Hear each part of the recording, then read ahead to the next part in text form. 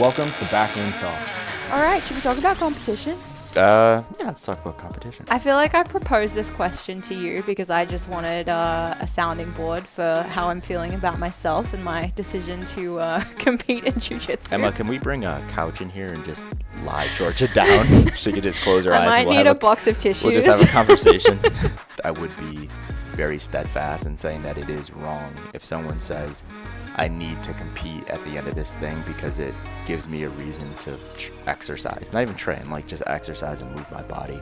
You hear a lot of stories, though, about athletes who don't have an easy time coming out the other side of sport, and it's a hard adjustment when they don't all of a sudden have this free time and don't have something to channel that competitive energy into that they had for so long.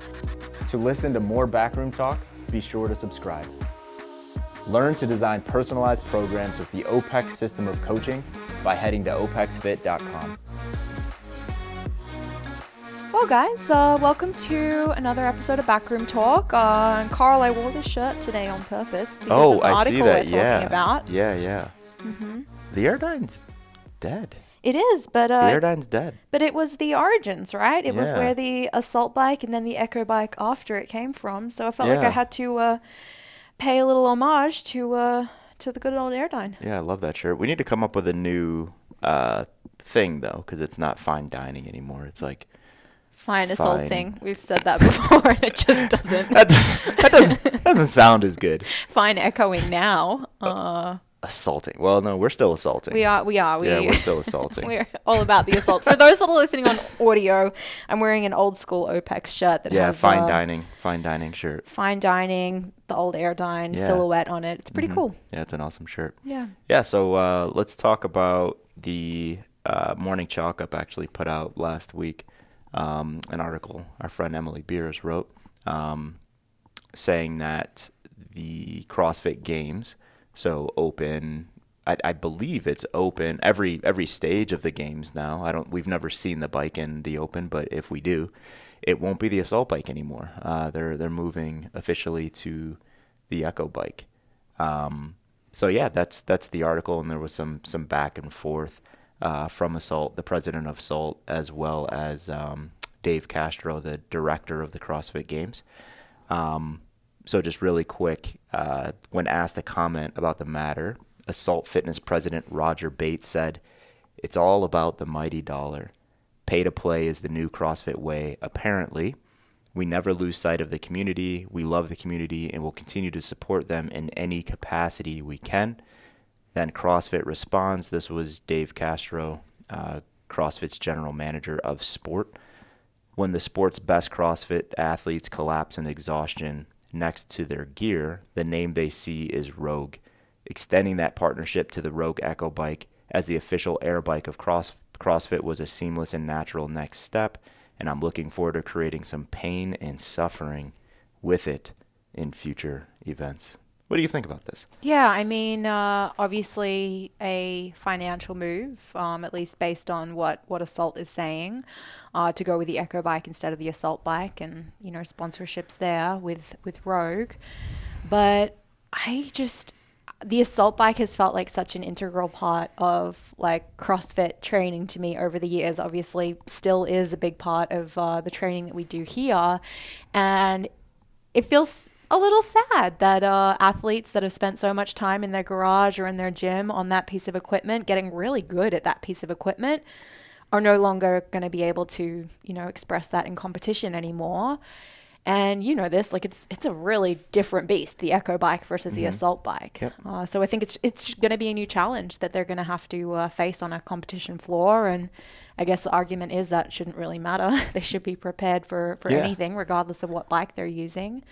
But I love an Assault bike. Yeah, I think the more the merrier. I like both of them. I like the Echo bike for what it does. I like the Assault bike for what it does. Me personally, I like the Assault bike more, and it's because of the feel and the noise that it makes and all of that stuff. It's just I prefer that over the belt operated Echo bike. But at the end of the day, I think it makes a lot of sense. It's easy to say. I'm not going to get into what the president of Assault said with the mighty dollar comment, because I just don't know, right? Like I have no idea what the deal between between Rogue and CrossFit looks like behind the scenes, especially I don't know if it's different with the bike now that they're incorporating that, because they've always been the equipment provider. So it makes sense, right? It's like, there's some really good synergies where it's like, okay, let's just use Rogue for everything. So logistically, I would imagine it's a lot easier. They're just going to one manufacturer for most of the equipment there. There's still other things that the CrossFit Games would use. Like obviously they're using C2 rowers, C2 bikes, ski ergs. Yeah, for now. For now, ski ergs, stuff like that. But I think the more the merrier, right? It's like, I'd imagine that there was some pressure where it's like, exclusive, like they were like, we want you to use this bike exclusively. To me, I would look at it and I'm like, yeah, let's use the Echo bike. Let's use the assault bike. Let's use the bike erg. Let's use the rower. Let's use the assault rower for some events, right? Like just because all of these machines are so different and the response that athletes get from these machines is so different that I think it's a cool thing to use a bunch of different things. But I understand, it doesn't always come down to finding the fittest person in the world, quote unquote. It's, logistics play a part, cash plays a part, branding plays a part, so on and so forth. So I get where both sides are coming from, but fuck, it must hurt, right? Because they've been using the assault bike since 2015, I think. Mm-hmm. And that's been a long partnership between the CrossFit Games and Assault Fitness, and a lot of really good higher level events have taken place on the assault bike. So it just sucks to see it go. Definitely. I mean, we'll get to the relationship piece in a second, but just one more thing from the perspective of the athletes that are competing. The Echo bike is like not super friendly for the smaller female or male. That thing, you kind of gestured what it looks like when Amanda Goodman gets on that thing, and like she's got to reach so far for those handles. So it may be slightly uncomfortable for smaller athletes. Yeah, we did a review on the assault bike, and I compared it to the Echo, and I mentioned like the blocks that I used to put on there for Colton when he'd ride on it. Maybe they get some like extension blocks for the Echo bike for the shorter athletes. I don't know. I mean, seriously, they may need to. Yeah. But even the assault bike classic, and I remember back in the day, like 2 or 3, 4 or 5 years ago, when I used to be into that scene, and you'd go and there'd be like a 5'2", 5'1" female on the assault bike classic, and they couldn't even sit down on the seat because it was just too big of a machine for them. So that was still an issue even with the classic. Well, Assault, thank you for the Pro, because you can take that thing down a little bit. I don't need it. I've got those long legs, but you're for like those that do, you're like a 6 or 7, right? On the Pro. 6 on the normal, 8 on the Pro. Oh yeah. Oh, okay. Yeah, because you're one lower than me. Yeah. Just one. Yeah. Just one.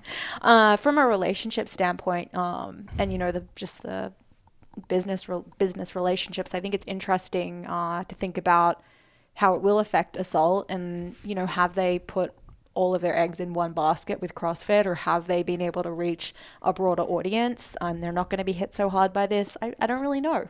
Oh, yeah, that's a good question. You see assault bikes everywhere now, though, right? Like, you do. You go to commercial gyms, there's assault bikes everywhere. You look at the sidelines of an NFL game, there's assault bikes on the sidelines, and that's what they're staying warm with. So it's a good machine. Yeah. I don't know. Yeah, I don't know the ramifications of this. And I think the thing that's going to be unfortunate is there's going to be a lot of CrossFit affiliates that now think they need to get rid of their assault bikes, and they now need to replace them with Echo bikes because it's being used in the CrossFit Games. In reality, it's like, what is the percentage of people that are training inside of an affiliate that are ever going to officially need an Echo bike? Very, very low. Very, very low. Less than 1% of people. So, and do they push it into the open? I don't know. That'd be kind of a weird thing to do right now, I think, because that's not like adding a dumbbell and you go to like Walmart and buy it for $50. This is adding a new machine that gyms are going to have to go out and purchase for $700-800. So, and that's with Rogue shipping. We all know. I don't know if you're in the know with the I have issues with their shipping. It's like half the price of the thing that you're buying. So yeah. Hey, there's no official relationships here, but I love Titan Fitness. They're great company. Their equipment is pretty good, and free shipping on everything, even Yeah. that big ass GHD reverse hyper thing we bought. Yeah. But anyway, back to the affiliate thing. I think if affiliates ditch their assault bikes and they stop buying them and they're like, okay, now we have to purchase just Echo bikes, you would imagine it would have to hurt their bottom line because there's so many affiliates. And I think I think getting rid of an assault bike and buying an Echo bike is one thing. But now when an affiliate owner sits down and they're like, okay, I need an air bike, I think a very, very large percentage of those affiliate owners are going to say, I'm going to get an Echo because that's what CrossFit uses. Yeah, you've always seen that trickle down of whatever they're doing at the top affect what happens in the gyms. Yeah. Well, it's like we talked about it a couple minutes ago, but it's the Airdyne. Yeah. Right? It's like the Airdyne was like the OG. Like, Yeah. remember like the little shitty gold Airdynes that we used to just like, try to get 300 calories on in the 10 minutes. Assault came and wiped those away. Is the same thing going to happen to the assault bike? I don't think so. Within this niche market, it will. Yeah. In this niche market, it will. But overall, I don't think it will. The assault bike's such a great machine. It is. And gosh, I mean, I really do hope that they have other relationships that they can lean into in other markets. I always think about the example of the gym owner, the CrossFit gym owner who puts like all of their energy into one coach and like that person is their gym essentially. Mm-hmm. Kind of talked about this yesterday. Yeah. That person leaves and their clients all go with them. It's kind of the same thing here, right? If you put all of your business on CrossFit and expect everything to come from CrossFit, when CrossFit says we're going with the Echo bike instead, all of those customers are going to leave. So Yep. important lesson of making sure you spread those relationships far and wide. They did spread them. Yeah. They were partnered with CrossFit. They're still partnered with us. So they still have that, right? Like we're not going anywhere. We Assault. love you, Assault. Yeah. Unless Rogue sponsorship. unless Rogue throws the. I'm joking. Pay to play, baby. Pay to play. No, we use the assault bike in our education. That bad boy isn't going anywhere. No, it's not. Yep. No, it's not. All right. Anything else on this assault bike Echo situation? Nope. Yeah, no. I think it's interesting. Let's see how it plays out. I think there's a large percentage of athletes that prefer the Echo bike over the assault bike. Is that true? That is true. Yeah. That's There's a crazy. very large percentage of athletes that prefer Echo over assault. Just because of how smooth it is? It's just different, right? It's more robust. It feels better when you're on it. It's like it's a smoother ride. It's like a Cadillac versus a Buick. You know what I mean? It's like those old school people that enjoy like the roar of the engine and all of that in old cars. That's how I look at like the Airdyne and the assault bike compared to the Echo bike. Yeah. But we'll see. Last thing, is the Echo bike a little more consistent in terms of like from machine to machine, or do you see? What do you mean machine to So machine? I've always seen the assault bike, like you have 5 of them lined up. They're all like slightly different ages. They all give you very different calorie outcomes. Is the Echo bike the same? Or? I don't know. I don't agree with the assault bike thing. Really? Yeah, I think assault bike to assault bike, it's fairly consistent now.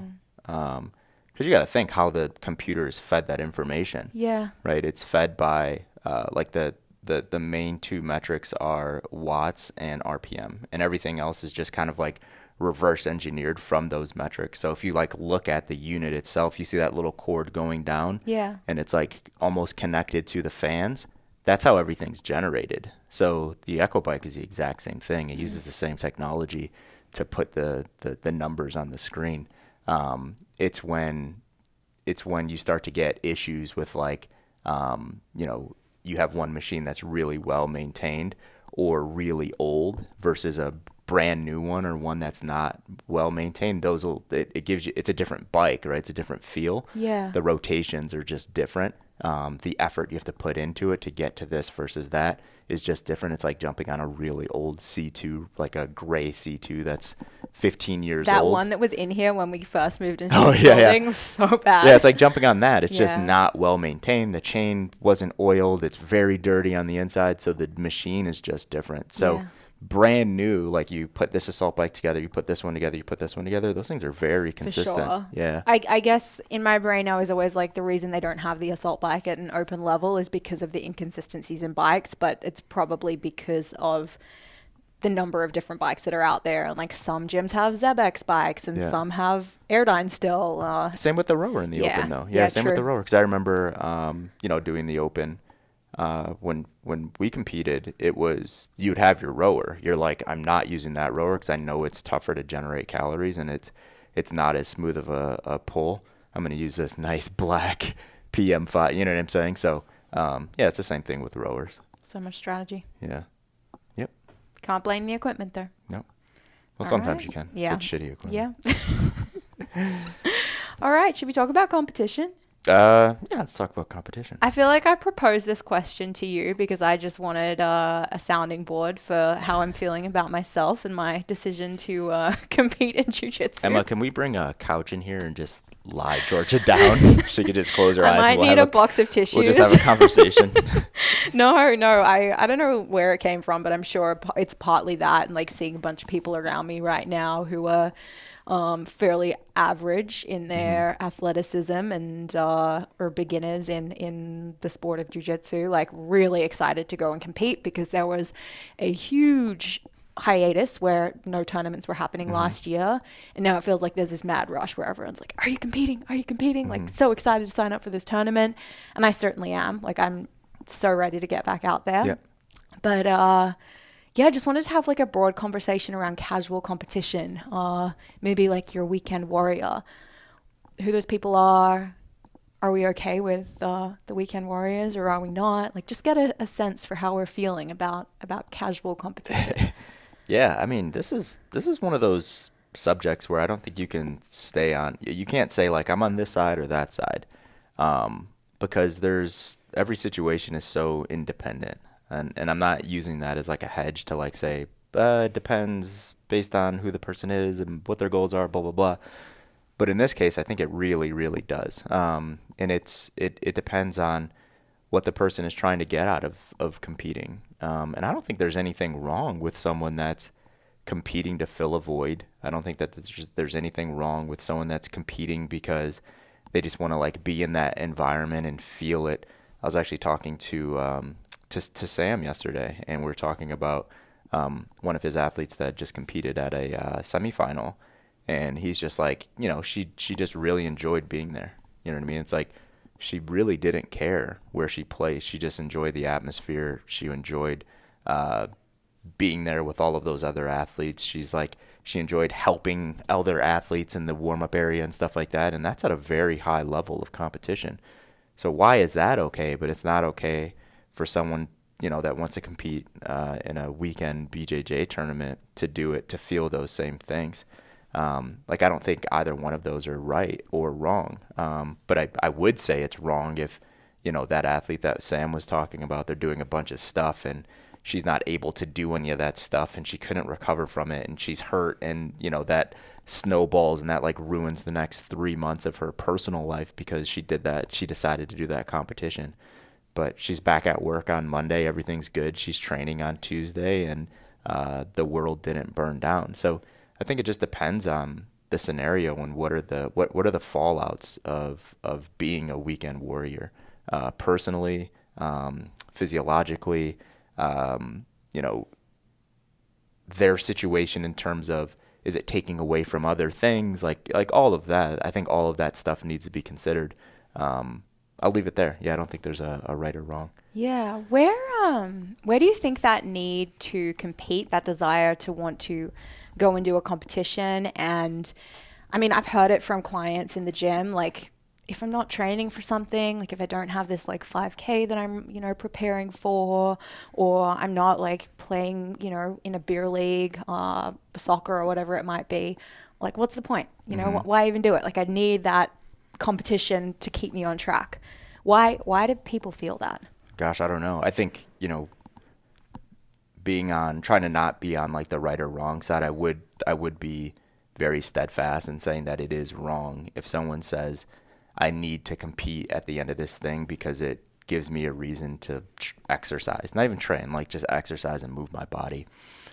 So, if a coach is working with a client and that client's like, I want to do the turkey trot, and the only reason I want to do the turkey trot over Thanksgiving, the 5K, is because it'll keep me motivated to move on a daily basis. It's like, yeah, that's noble and all, but we don't believe that. Like, we believe that you should do fitness because it's just a way of life. It's a part of life, so on and so forth. So if it's like, I need to compete to keep me going on a day-to-day, what happens when they're like, I don't want to compete anymore? We're almost setting them up for failure, because now we're saying it's okay to feel that way, but you always need to be like looking forward to this competition to be capable or able to move your body on a day-to-day basis, whether that's in the gym or outside of the gym. So I think that's one piece of it. Another piece would be the person that used to compete in something and they just miss it. Yeah. Like they used to be an athlete. They used to play a team sport. They did it for a long period of time, or an individual sport, whatever it was. They competed. They have like this hiatus. They get into fitness and they're like, I love this. This is really cool. I want that feeling back. It's like, are they training on a day-to-day basis just to compete, or exercising on a day-to-day basis just to compete? Go to example A. But if not, I think that's fine, right? It's like they're filling this void. They miss it. It's something that they really love to do. But they should understand that they can't do that for the rest of their lives, depending on what they're doing. Some things you can do for the rest of your lives. And then you have the person that has never competed in anything. They never considered themselves an athlete, and they get into whatever this new thing is that they're doing. And they're like, oh my gosh, like I want to fill that void of never being an athlete in my life, because this feels really good. I never thought I'd be able to do something like this. It's like, if they're capable of doing it, they can recover from it. It's not going to do all the things that we just talked about. It's like, that's awesome too. So I think those are the big three. The piece that you mentioned where it's like someone needs to have that on the calendar so they can have something to train for, which I'm like, yeah, let's not do that. Or the person that like used to compete in something and now they want to compete in something because they miss it. Or the person that never competed in anything and they're like, I feel able now. I feel like I can compete in this thing. Now I want to do it. Competition should probably not be the end goal. It's okay if it's there and something that people enjoy as like, little goals along the way. Like, I'm preparing for this thing. I had a really good experience. And then I go back to my regular life and then we did it again for this thing. But it shouldn't be like the one reason that someone's exercising. That should be in the context of the fact we're trying to create healthy behaviors around exercise for the rest of your life, and maybe some casual competition can fit inside of that as well. Yeah, so if it's casual competition, I would tell that person, like, you're actually not competing in it. You're just participating in this event. Yeah. That's it. Because competing says that you're going to win. Mm-hmm. Like, I'm competing against other people because I want to beat them. Not I'm participating in it, but I'm not okay with not winning, right? Like, a competitor is never okay with not winning, ever. So I think the language around it is really important. So I would call it casual participation, not casual competition, no matter what the hell the people that are putting the thing on call it. That would be casual participation in an event. I think like sitting down with that person and asking them what they get out of it is really important as well. Because do they say they want to win? Like, is that the thing that comes out of their mouth when you ask them what gets you really, really fired up about playing this like softball game with your team on a Friday evening? And if it is like to win, then maybe there's some more conversation that needs to happen around that and like realistic goals. Listen to what you said though. You said play in this softball game, right? That's different. They're playing. They're just going out and playing and having a good time. When people go out, let's say like someone signs up for a BJJ tournament, they're not like, oh, I'm going to go play BJJ. No. You know what I mean? Like that's a huge gonna rip your fucking head off. Yeah, that's a huge difference, right? So even in that, it was really clear. It's like, yeah, I'm going to go play this thing. Yeah. So that's what I'm saying. That's participating. That's playing and participating is a lot different than competing. I just think back, when I played sports and competed in fitness, and like I never thought about, oh, I'm just going to go and have a really good time and, whatever happens. I never thought that. Even when I wanted to think that, in some instances, toward the latter end, like when it was like a go time, it was never, oh, okay, yeah, it's whatever. It was like, on the line, gotta go. It's like, and that's why I couldn't do it. That's why I can't do it now, because I would hurt myself, because I can't just like dabble in something competition wise. I can like participate in things, but I can't just dabble. I was going to ask you about that actually, because I know that you're rather competitive and you obviously have a real competitive background in sports. Have you ever thought about doing some casual competition of any kind, or like do you have a desire to? No, I don't have the desire to, but I did do what would look like casual competition. We competed in the Granite Games. I remember the last, it was 2016 or 2017, one of those years. And it was one of those things. It was like, yeah, let's do the qualifier. Let's see how this thing plays out. And it was like that, like the undertone of the conversation. We did it as a team with our gym in Columbia. And it was like, yeah, let's see how it plays out. But every time it was like go time, everyone on the team was like rolling, right? It was like, there wasn't like yeah, it's okay, high five. So we went into that competition thinking that it would be like fairly casual and we would just participate in it. But none of us, I think there was four of us at that time. None of us could do that. So it was like, when it was time to compete, it was time to compete. And we did that all the way through. And then like local stuff, in South Carolina when we were there, I thought I was going to participate in those things. And it was like, as soon as that thing rolled around, it's like my entire training wasn't like around like tapering and like, peaking for this competition. But when it came time to compete, it was, it was a pretty serious endeavor. So no, nothing lately though. Yeah. Nothing lately.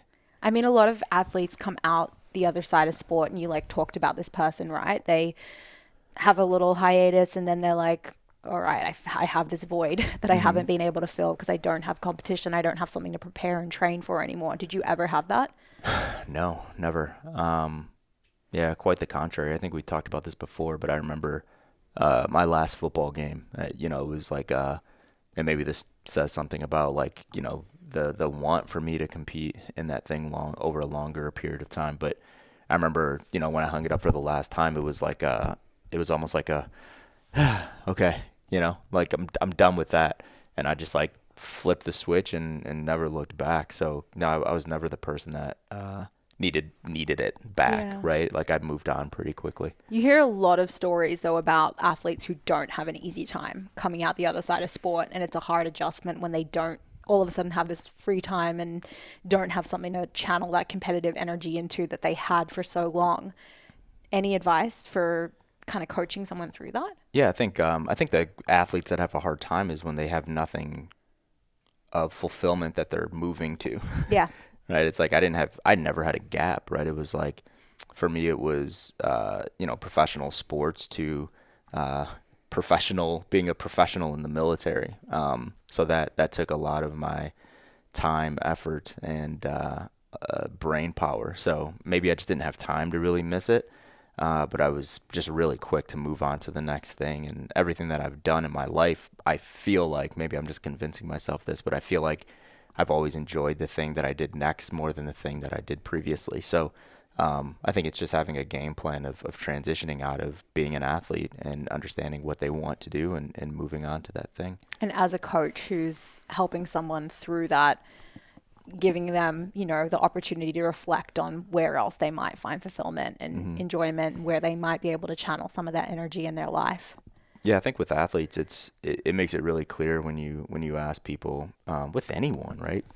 It's like, what do you want to be doing when you're 55? And most people are realistic enough. Let's say this is like a real sport, right? Where it's like you have to be at your peak to compete at this thing, and there's no like masters, there's none of that. They'll look at that, or they'll think about that question, and immediately they'll know that they can't do the thing that they're doing right now when they're 55. So just ask that question: what do you want to be doing when you're 55? And likely they won't know the answer to that, but it gives them something to chew on for a little bit and think about that, and then maybe have a follow-up conversation on like, hey, where are you at on that question I asked you last month?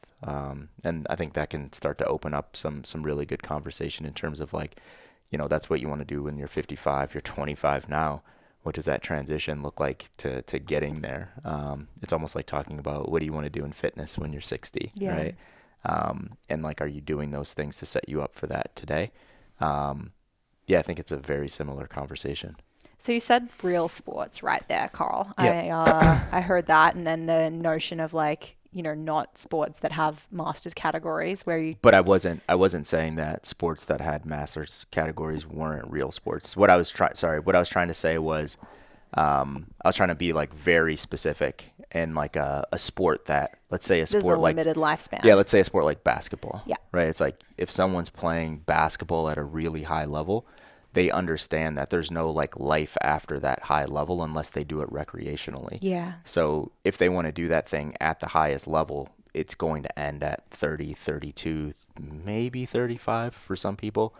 Just watched LeBron last night, and he's 36, and he looked like shit. So, you know, that he's even pushing it, right? So it's Yeah. like you ask LeBron, what do you want to do when you're 55? He's going to have to think about it because he knows it's not going to be basketball at the level that he's at right now. Yeah. What do you think? What do you think about the notion of masters and sports that do have competition into later years and into like later age groups? Any thoughts there? Yeah, I think I'd have different thoughts depending on what the sport is. Yeah. Yeah, because when I think of, you know, masters track and field, I think of that different than I think of CrossFit, like competing in CrossFit as a masters athlete. I don't feel strongly against masters in anything. There's a lot of athletes that compete in those divisions that are super successful in other things, and I think that's the beauty of as you age, like you just can't recover from the amount of training that you used to do when you were 25 or 30. So they're not doing that much training anyway, right? So like they're training, you know, an hour and a half a day. They have a 9 to 5. They can be successful in both.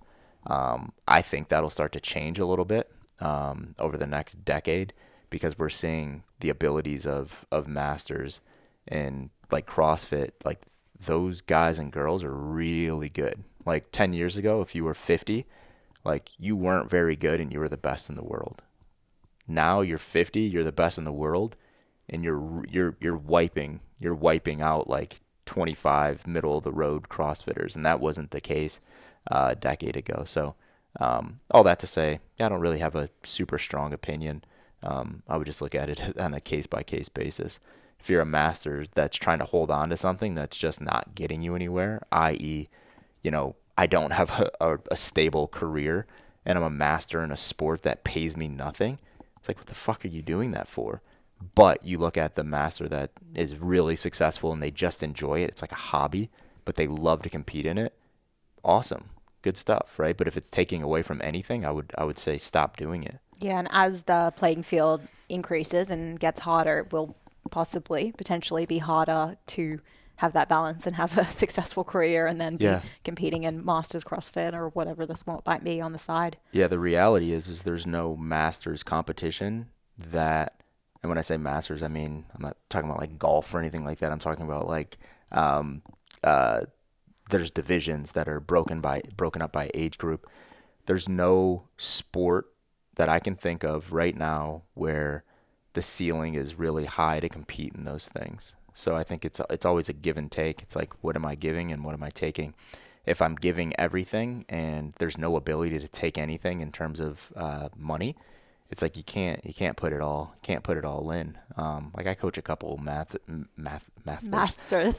I coach a couple masters athletes, but they're like successful in other things. Like the conversation would be so much different if that's all they were doing and they needed to like sign up for this competition to win money. It wouldn't be reality because that doesn't exist right now in any sport. So are they participants or competitors? Competitors. Yeah. So, when I look at, this is me personally, but when I look at participation versus competition, it just goes back to the notion of what are you doing it for? They're doing it to win, and they're not thrilled when they don't win. Yeah. So, someone that's just participating is just doing it.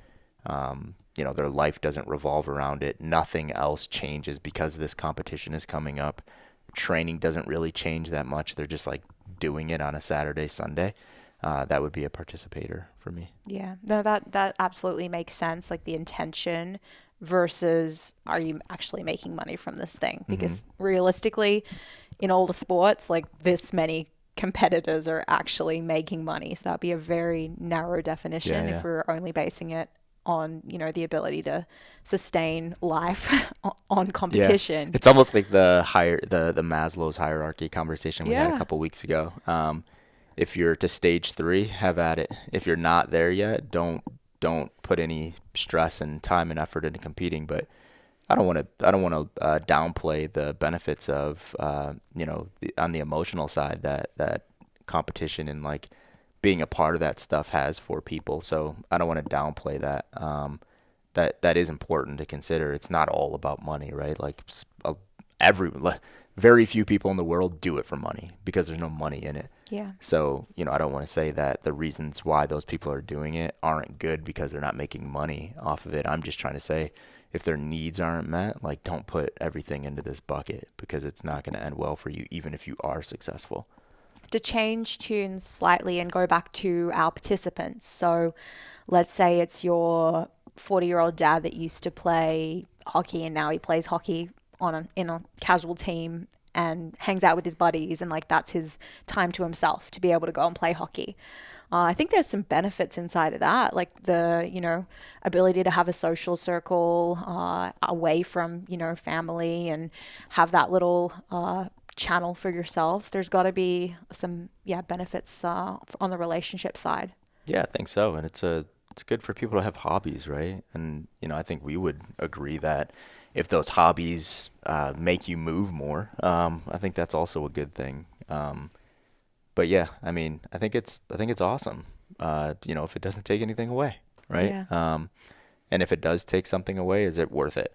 That's all I would think about. So it's like, does it take time away from work? Does it take time away from your family? Does it take time away from other things? And if it does, well, obviously it does because you're going and you're spending time somewhere.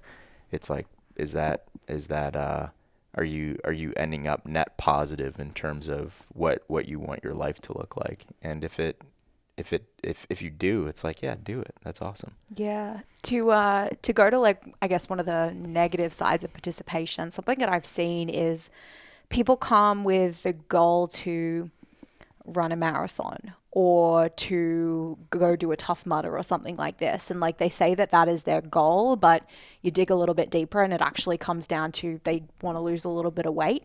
And they have a friend that ran a marathon or ran a Tough Mudder and did the preparation for that. And it was through that they were able to lose weight. Their friend lost 15 pounds doing this thing. And so you start to peel it back a little bit and you realize that they don't actually really want to participate in this thing. They just see this thing, this competition, as a way to get the goal that they want to get. Yeah.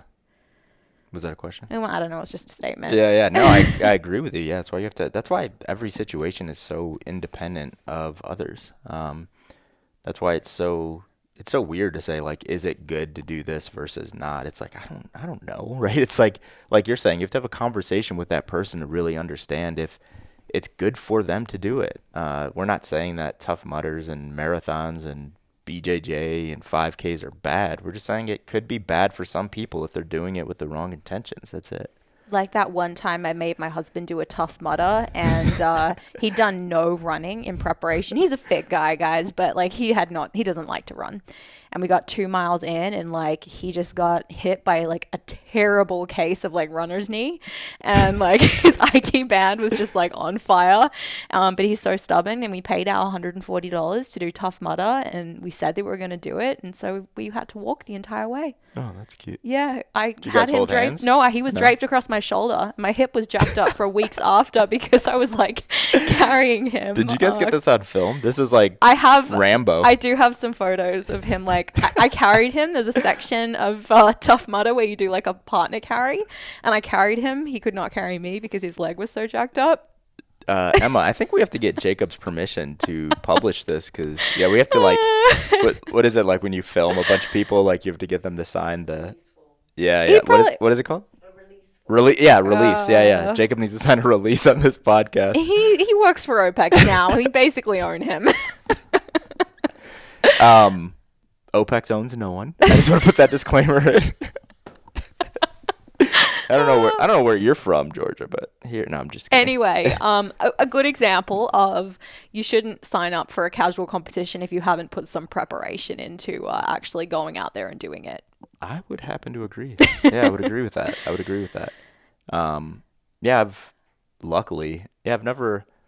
never signed up for something or like felt the need to like participate in something like that without being prepared for it. Yeah. Yeah, the only thing that I almost regretted signing up for was the classic physique / bodybuilding competition I did back in 2012, 2011, whatever year that was. Was the regret just the utter depletion? Yeah, it fucked me up. It wasn't that I wasn't ready for it. It's just what I did to get there. Like, yeah, I paid the price for that for doing that for a couple years. Yeah, just like fatigue and testosterone was really low for about 18 months. And, yeah, I looked great though. Looked great. Yeah, I looked really good. I was shredded. But yeah, wasn't ready for that. No. Wasn't ready for that. No. Did it like right after deployment too.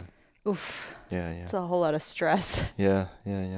But anyway, enough of me participate. Actually, I competed in that.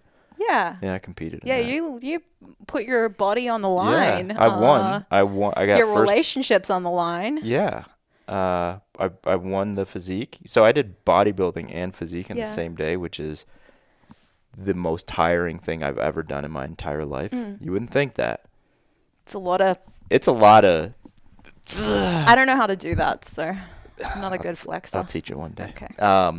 But yeah, I mean, yeah. So I won the physique, and I took third in bodybuilding, which got pushed to second because it was a natural competition, so we got tested, and the guy that took the guy took first, tested positive. Yeah, still haven't received my trophy, my second place. It still says third on there. Oh, rude. So, yeah. What else around competition? What are you doing? I know you wanted to hit on some personal stuff. What are you doing? What's the thing that you're getting ready for right now? Yeah, I'm going to do the IBJJF Phoenix Open on July 30th or 31st, and then another one in August and probably another one in September because it's competition season, and I just want a bunch of experience being in that environment this year. Like, expectation is not to go in and win by any means. Yeah. Really just want to have the experience this year, get the jitters out, and I'd like to win some stuff the year after. Got it. What does a competition look like, though? Because I don't think a lot of people know what's inside a jiu-jitsu competition. Yeah, so you, I guess, show up for the day, you weigh in. It's a weight class sport, so you got to make sure you make weight in your gi or not in your gi if you're doing no gi. And then essentially there's brackets where you roll, you go against a partner. It's a 5-minute round. You either win based on submission, so you get a joint lock, or you choke the person out and they tap. How many rounds? Depends on how many people are there, and every tournament is a little bit different. So number of people in your bracket, like you could have 2, you could have 4. Just it's hard to say. Some are like you end up getting elimination if you don't win. Sorry. I mean 1 5-minute round per bracket? Per person. So per So there's not multiple rounds within one match. It's you know what I'm saying? Yeah, no, to win your division, like, and to win the bracket, you could do 2 5-minute rounds. It could be 3, it could be 4, depending on the tournament. It could be 1 if it's elimination. So like, let's say I go 5 minutes against Carl, I beat Carl. I'm resting for 10 or 15 minutes, depending on how it's arranged. Then I go against Emma. So only 1 round per match. Exactly. I think. So a match does match would be mean the person? Yeah, a match would be me versus you. Exactly. Yeah. Okay. Yeah, only 1 per match. Got it. And then you lost, but most tournaments aren't elimination, so you then go and compete against someone else, and then the rankings would be based on the outcome there. Okay. So in the 5 minutes, it's either by points. You get the most number of points for sweeps, submissions, takedowns. Sorry, not submissions, sweeps, takedowns, a bunch of other stuff. Or you win by submission. Got it. And they tap out. Okay. Which is what you want. Yep. Yeah. I tap out my kids all the time.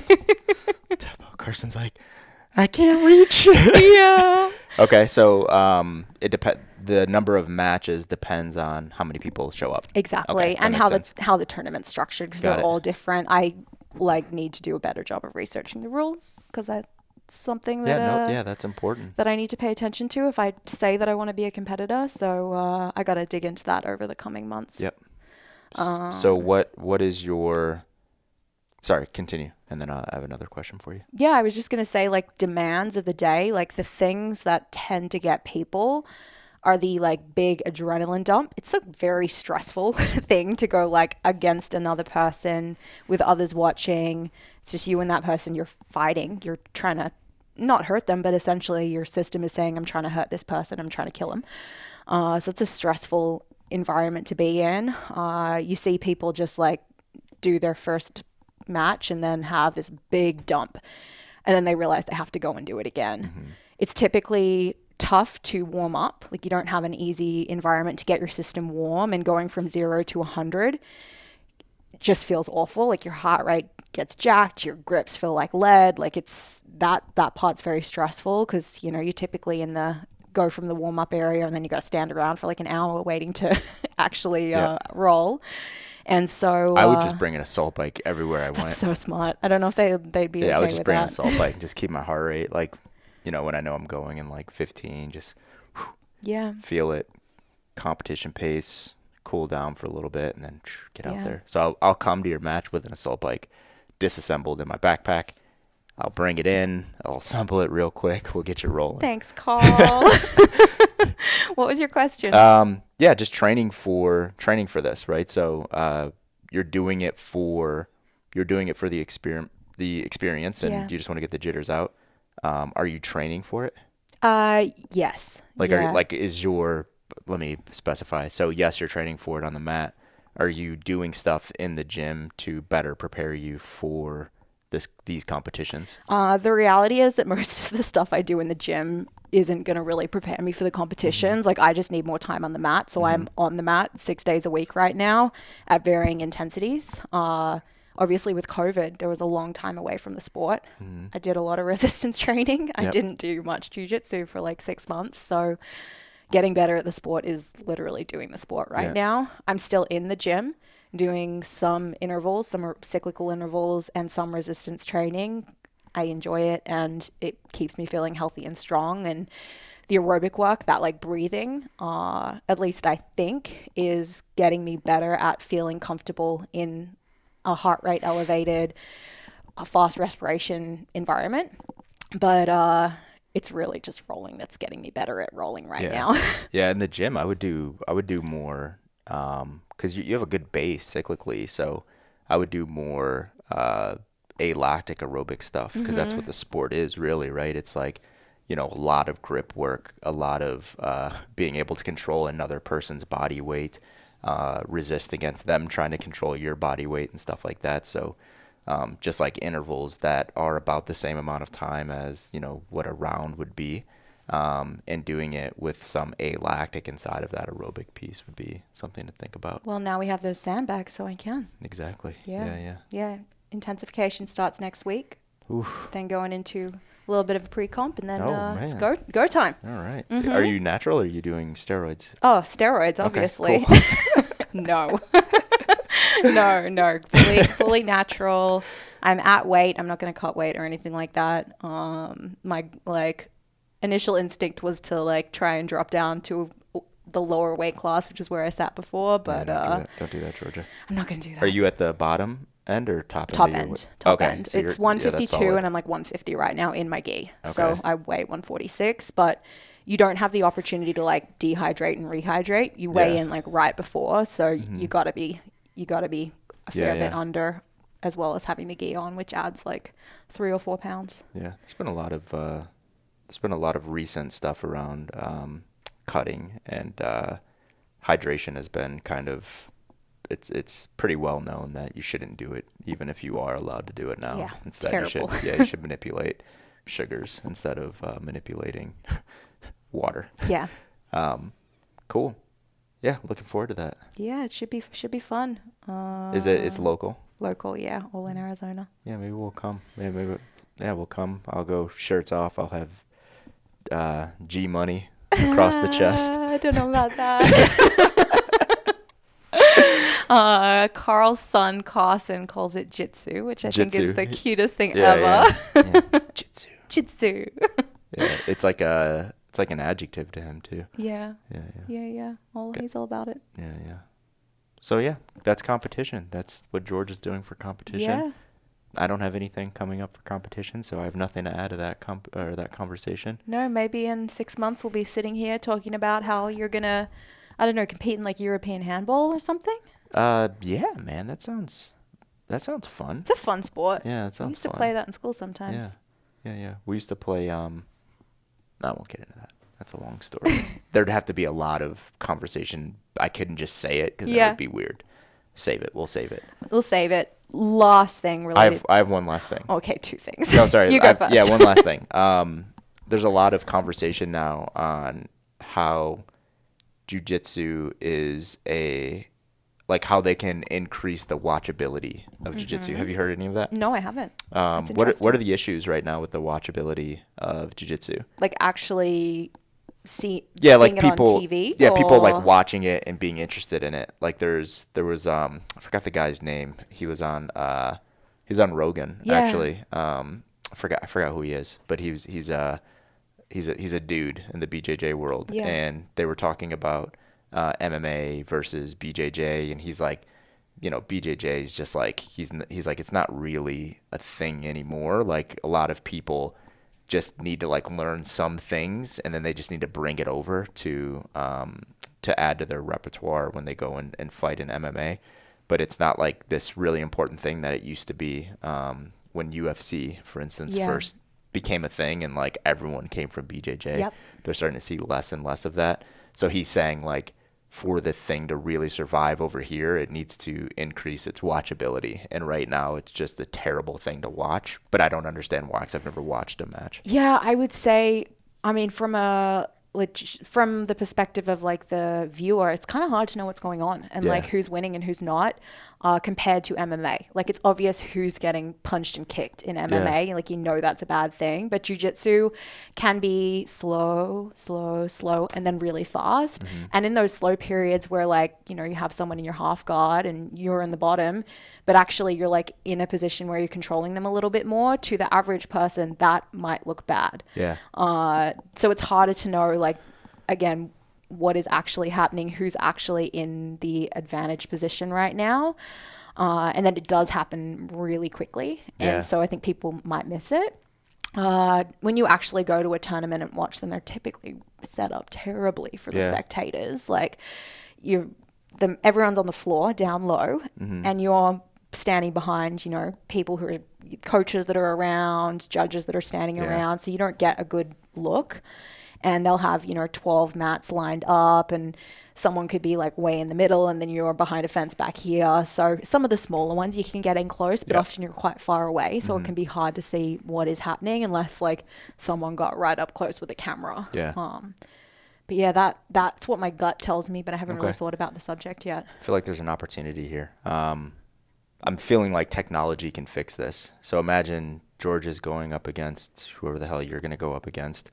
We're watching this thing live stream, and it's almost like a video game, right? Where I'm trying to think of like when you like hit something and it like says exactly what happens, and there's like a +5 pops out. It's like I'm gonna butcher this, but like George is in the bottom, has someone in her guard. Mm-hmm. Okay, because that's happening, it's being live scored.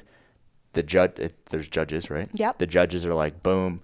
+5 because Georgia has them in her guard, whatever. It's like G Money guard, boom, pops out +5, and then there's like a live scoreboard. That'd be fun to watch. That would be. And because they're only 5-minute matches, it's like that's not a lot. That's not 15 minutes of watching people like, grasp and all that. It's pretty quick, right? Yeah. So yeah, it sounds like doesn't sound like a terrible sport to watch to me. It's super fun. Like when you know what's going on and you get a good view, it's really, really fun to watch. But you have to like know what's happening. Yeah, Otherwise, you're like, these people are just rolling around looking crazy. Is there just like ever hugging any- in pajamas. Is there ever any striking underneath the gis? No, like a rib shot? I don't think so. No? No. Most people are good sports, at least like at the level of the competitions that I've been to. Yeah. And they've got a keen eye on what's happening there. Okay. You get DQ'd pretty fast. So it's not like in football, when you were in a pile, Yeah. like there would be some like ball punching or like ripping out, like trying to grab ribs and rip them out and stuff like that. None of that, but dude, So none of that? I played water polo, right? Okay. So you don't know what goes under the water there. Girls like, Yeah, Emma, that's real. yeah, girls will, you're meant to have short fingernails, but you like tilt your fingers back so they can't see that you haven't cut your nails. And then you do the good leg scratches and the ripping of the bathing suits, and you wear two bathing suits because otherwise your top one gets ripped. Yeah. More aerodynamic for some people. I don't know. All right. Well, let's wrap it up there. Yeah, let's do it. All right, guys. Well, as always, please make sure you leave us a review. Be sure to subscribe. And if you're a YouTuber on YouTube, leave us a comment. Let us know. What do you think about casual competition? We want to know. Thanks, guys.